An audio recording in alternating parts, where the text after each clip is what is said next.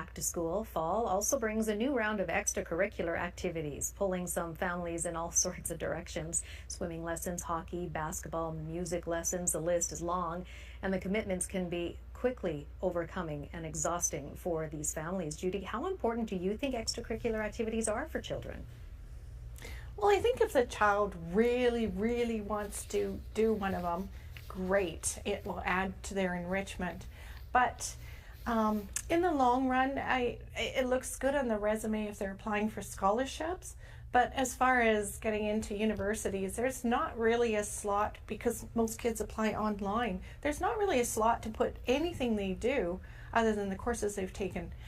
So parents have to weigh out whether the enrichment is worth the stress. And for each family, that's a big decision. It's not just the cost, but also the time it takes to drive, to fundraise, to get all their things in order, get the uniforms, those kinds of things. And a lot of that parents take on, and it is stressful. It is. Diane, do you see some benefits? I definitely do. I see extracurricular activities as part of the concerted cultivation approach that many parents take to raising their children. Malcolm Gladwell has spoken about this in one of his books. And apparently, having children develop their talents and interests out in the society beyond school helps them to learn to become advocates for themselves with other adults than their parents. And this can help give them confidence, and that's a great benefit for when they're older. Mm-hmm. I think children also at the same time need some free time to play. Free play is also shown to be very beneficial for developing creativity and social interaction as well. So balance, again, is the point, that parents need to give their children a balance between developing some interests that they love, and if they don't have too many of them, then that would be perfect. Because some activities require the children to be there several times a week. Mm-hmm. And if they have an activity like that, a dance is like that, and many sports are, mm-hmm. then they don't have time for many others. Mm-hmm. But as long as the parents aren't run ragged driving, if they perhaps form some kind of carpools or whatever, and then if they make sure that their children have some time that's downtime, when they can lie in the grass looking at pictures in the clouds and reading, listening to music, having the same kind of downtime that adults need, mm-hmm. then that is what forms the balance. Well, Diane, what are the signs that a family is taking on too many activities? Well, one good sign is, it's not a good thing, but it's a very clear sign, is when a child tells you that they have every single minute of their week planned, and they don't even have 20 minutes spare. That's a real sign, and that's a real problem, and that tends to lead to children dropping out. So they may have been very involved in both skiing and gymnastics, and in the end they're not involved in anything. So I think if a child is not feeling stress, particularly with homework, because homework is another thing that gets added to the mix that can create a lot of stress for kids. If they're expected to do lots of homework while going to basketball practice or their violin lesson or many other things that they're doing. Yeah, so I think Judy, it's...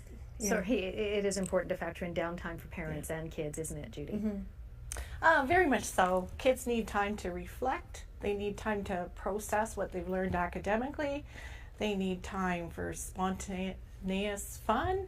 And once you add activities, you got to realize everything you add, you're saying yes to, there's something you're saying no to. Mm-hmm. And is it worth that? Yeah. Okay, let's get to one final topic tonight. Do you believe that some children are born gifted? In Great Minds and How to Grow Them, a new book being published in the UK, the authors say that parents and teachers help children to become high achievers. They found that most people can get to those high performance levels by being taught to be curious and persistent and to work hard, and that learning requires the right approach, not just a high IQ. Diane, you've been an educator for many years. You believe in the idea of a naturally gifted child? In my 40 years of teaching, I have definitely seen some children who seem to have a very easy time to learn things, whether it's reading or math or art or music. They seem to have some kind of special talent or a predisposition. For me, this is part of that question about the nature-nurture conundrum. And the answer, as far as I can see and from what I've read, is both. There is some truth to genetic predispositions that children have. And when children get psychoeducational assessments, it will show up specifics about the way that child learns. And each child is different. However, I also believe that the environment plays an enormous role in having some of their predispositions become evident. So it's very important for parents to take on that role of doing what they can to inspire children to be curious by asking them many questions and showing curiosity themselves.